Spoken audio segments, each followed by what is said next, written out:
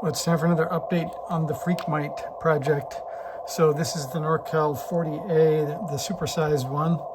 And you can see the Freq Mite board is down here. So I thought I'd give you a quick tour of what happened. So this is the simplified version. RFN I took off of this one side of R23, which is the same as the TX-VFO takeoff. That goes to RFN. This is actually on 12 volt right now, but I plan to move it. Right now it's on an unswitched power in, but I'll move that to probably this 8 volt regulator here. And then there's ground, and there's an audio out and a ground for the speaker. So we can look at those. So you can see we have S1, that's the switch. That goes here, the blue wire. So there's blue and black, and you can see that one. If I press that, we get a frequency announcement.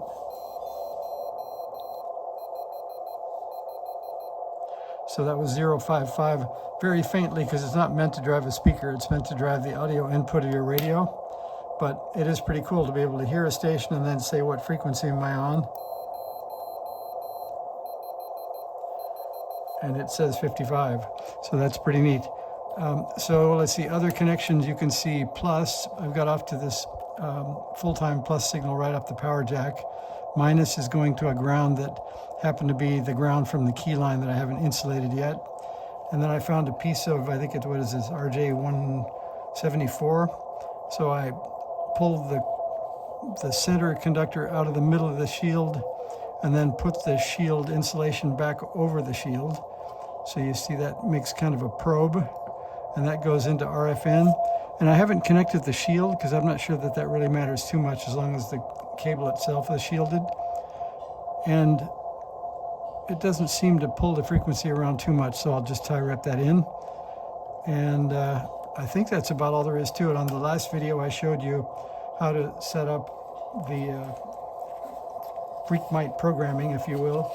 And that is here. So you can see we took the number 4915. We subtracted the largest offset here, 512. We got 403. Then we subtracted 256. Then we subtracted 128. That gives us 111.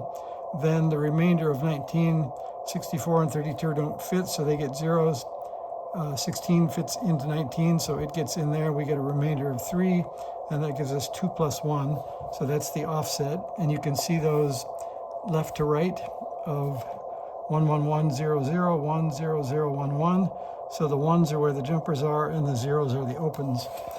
So that's the programming, and we can verify that it's correct, I think, because there's a little birdie on most NorCal 40s. I think it's either 21 or 23.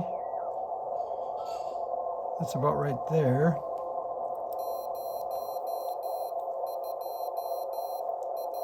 And it says it's 021.